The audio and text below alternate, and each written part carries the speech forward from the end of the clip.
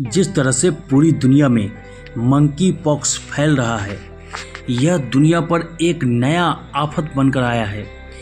क्या यह दुनिया भर में फैल जाएगा? क्या मंकी पॉक्स नया कोरोना है या फिर कोरोना जैसा ही खतरनाक होगा? बताएंगे इस वीडियो में, तो बने रहिएगा इस वीडियो के अंत तक। इस वीडियो से आपको काफ़ी कुछ समझने को मिलेगा। लेकिन दोस्तों, वीडियो को लाइक कर दीजिए और चैनल को ज़रूर सब्सक्राइब कर लीजिए। तो सबसे पहले आपको बता दूं कि विश्व स्वास्थ्य संगठन ने मंकी पॉक्स को हेल्थ इमरजेंसी करार दिया है। वैज्ञानिकों का कहना है कि मंकी पॉक्स कोरोना जैसा नहीं है, पर यह बीमारी जितना खतरनाक है, उससे पूरी दुनिया को सतर्क रहने की ज़रूरत है। चलिए अब जानते हैं कि जिस तरह से कोरोना वायरस पूरी दुनिया में फैल गया था, ठीक उसी तरह से मंकी पॉक्स भी एक वायरस के कारण फैलने वाली बीमारी है। तो दोस्तों, आपको बता दें कि दोनों के लक्षण काफ़ी अलग होते हैं और इससे फैलने के तरीके भी अलग हैं। वैज्ञानिकों के अनुसार दोनों बीमारियों के बीच जो समानताएं हैं वह अलग अलग हैं।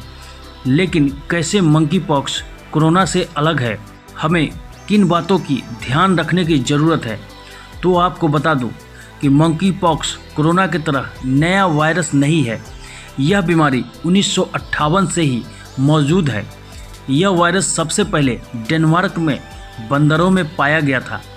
इंसान के इस वायरस के चपेट में आने का पहला मामला 1970 में देखने को मिला, जो कि DR कांगो में यह पहला मामला आया था। उसके बाद यह वायरस पश्चिमी देशों और मध्य अफ्रीका में कई बार फैला। मंकी पॉक्स को लेकर ग्लोबल हेल्थ इमरजेंसी का ऐलान सबसे पहले 2022 में किया गया था। यह वायरस अब तक 70 देशों में फैल चुका है। वहीं अगर कोरोना की बात करें तो कोरोना का पहला मामला 2019 में चीन के वुहान में देखने को मिला था, लेकिन यह बीमारी जल्द ही वैश्विक महामारी बन गई थी।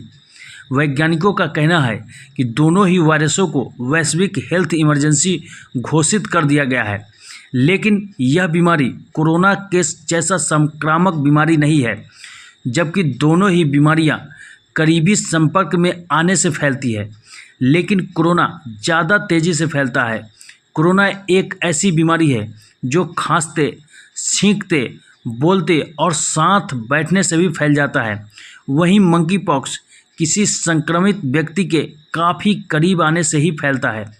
जैसा आप संक्रमित व्यक्ति की त्वचा को छू ले या शारीरिक संबंध बना ले, संक्रामक इंसान के बिस्तर पर लेट जाए या फिर उसके कपड़े का इस्तेमाल कर ले या फिर देर तक आमने सामने बात करने से भी मंकी पॉक्स वायरस एक से दूसरे इंसान में जा सकता है। जब कोरोना था तो इंसान के जो लक्षण आते थे वह थे बुखार, सर्दी, गले में खराश वगैरह। लेकिन मंकी पॉक्स के लक्षण बुखार, सिर दर्द, बदन दर्द, गले में सूजन, चकत्ते होना इत्यादि होते हैं। कोरोना जितनी तेज़ी से फैल रहा था, केवल 2 साल के अंतराल में ही लगभग 76 करोड़ से ज़्यादा केस दर्ज किए गए थे। वहीं मंकी पॉक्स को 2 साल के अंतराल में केवल 1 लाख केस ही दर्ज किए गए हैं। अब चलिए जानते हैं कि मंकी पॉक्स के बचाव के लिए क्या उपाय है। तो मंकी पॉक्स से बचने के लिए वैक्सीन पहले से ही उपलब्ध है, लेकिन मंकी पॉक्स स्मॉल पॉक्स जैसा है।